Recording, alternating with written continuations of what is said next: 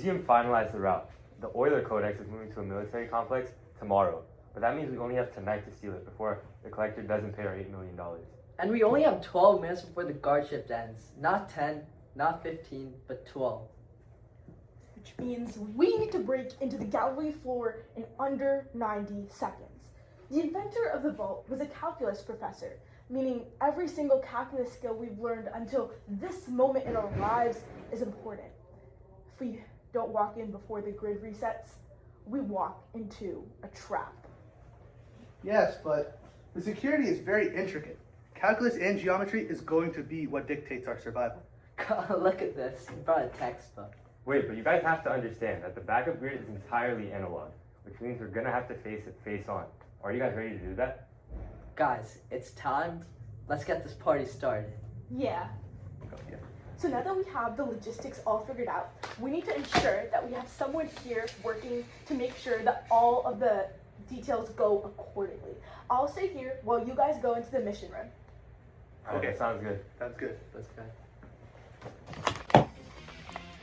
Alrighty, the first security procedure you guys are going to encounter is a hardwired laser perimeter.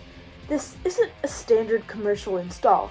The lead engineer, on orders of the infamous math professor, embedded a highly unique quirk into the security layer's programming. Instead of a fixed, predictable grid, the lasers mimic functions in real time. We need to map an area between these lasers that will be safe for all of you guys to go through. Alright, Ella, I got it. Wait, do you see this? They're lasers. What are we gonna do? According to my calculations, these lasers take up the curves 4 minus x squared and x minus 2. In order to activate our laser blocking device, we need to find the area in between these curves. Thank you for the information. Let's get to work.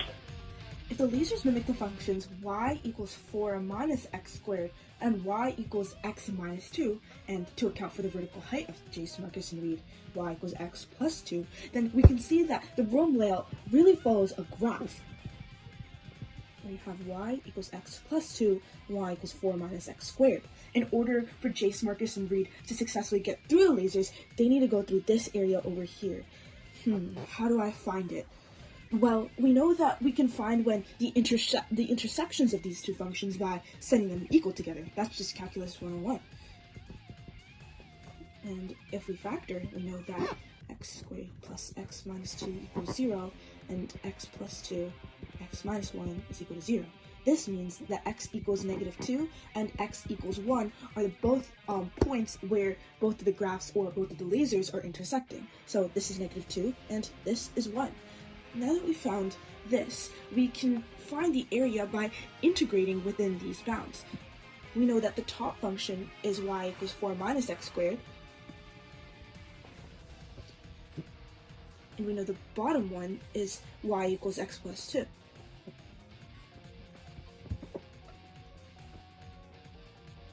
Now to find this is the area. So now we just have to integrate it.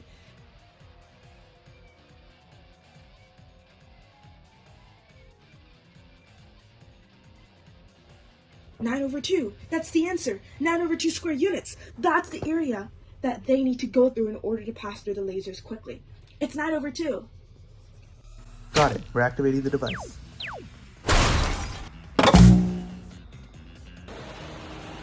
so what even is the Euler Codex? The Euler Codex is a collection of Euler's thoughts before he died. People say that what he written could change the world for better. Or world domination. Wait, Euler's Codex has to be under there, right? Yeah, but it's very heavily guarded. Thankfully, we have an ice dagger that's shaped like a cone in order to break into it. Wait, but won't the ice dagger melt? We need to know exactly how much time we have to actually get inside the block.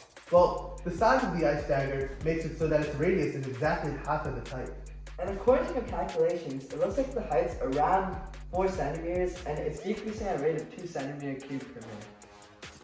Oh, and it's also a code, right? I think we should have Ella come in and calculate the time we need to break into the box. Ella, can you come in, please? Okay, so first steps first. We know that volume is equal to 1/3 pi r squared h. And hey, we know what r is. R is equal to h over 2. And then the entire thing squared times h, which simplifies to pi h cubed over 12.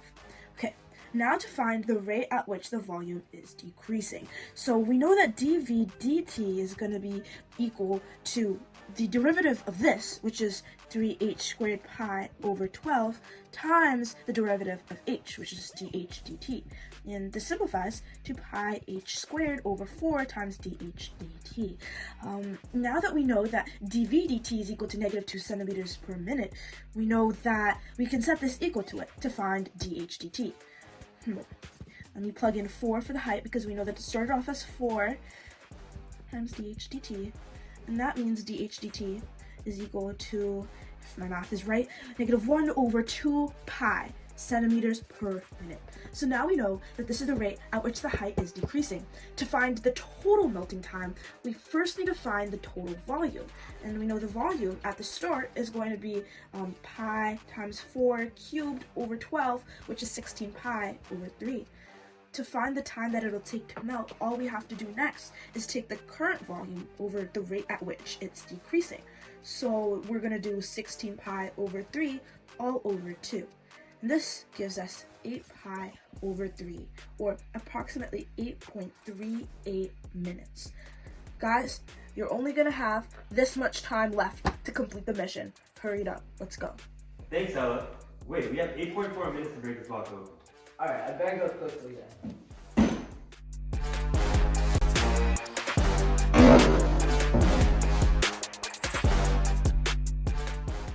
One, go. We got it. All the math secrets we need earlier. Let's go. Let's go. Let's go, let's get out of here. Look, that's the elevator we're gonna use to escape. Alright, let's go.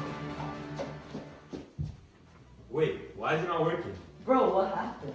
I know what's wrong. The elevator doors are completely unresponsive because the backup generator is trying to boot up, but the system is stuck in an infinite calculation loop. Check on the wall. Input a number where the series diverges, the system will permanently lock down.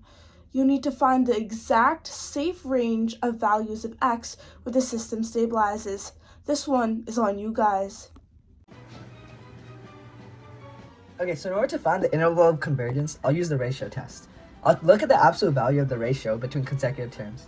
So I get the limit as n approaches infinity of the absolute value of negative 1 to the n plus 1 times x minus 2 to the n plus 1 over n plus 1 times the reciprocal of the actual term, which is n over negative 1 to the n times x minus 2 to the n.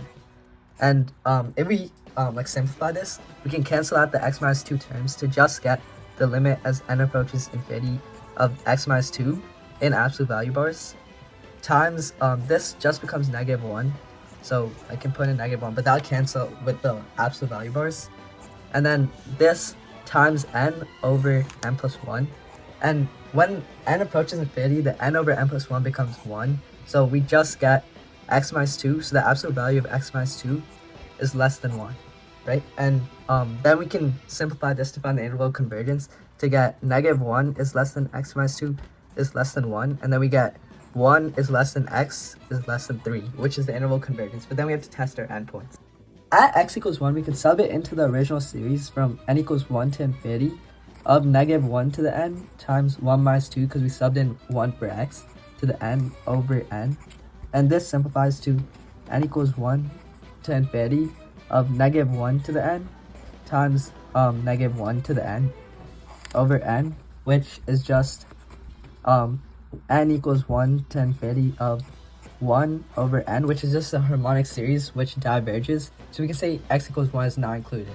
So at x equals 3, we can just sub into original series of n equals 1 to infinity of negative 1 to the n times, we can sub in 3 for x, so 3 minus 2 to the power of n over n, and if we simplify this, it becomes the series of n equals 1 to infinity of negative 1 to the n times 1 to the n, which will just become 1 over n, and this is just n equals 1 to infinity of negative 1 to the n over n, and this is an alternating series, right? So the harmonic series diverges or goes to 0 So the alternating series will converge. So we can say that 3 is included. So the final interval of convergence would be 1, which is included, the 3, which is included.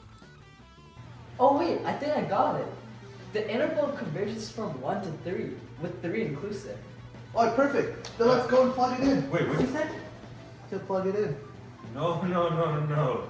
Sub it in, bro. Sub it in. Oh, you're right. Come on, bro. We did it, guys. We finally escaped. Let's go. And we also have the Oilers Codex here with us. After so many years. Can I see that? Yeah. Yes! The Oilers Codex is finally mine. The $8 million is all for me. Why are you doing this? Yeah. Because I want the money for myself. Wait, what? But think about all the joys of math which are like held in this notebook for everyone to share. Think about all the possibilities we could do with the codex. Because math is the key to the world. Do you really want to take this away from me? You guys might be right. I don't think I can carry this. I don't think I can carry this through. I think we should use this to improve the world together. I agree. I also agree. Let's do this. Yes.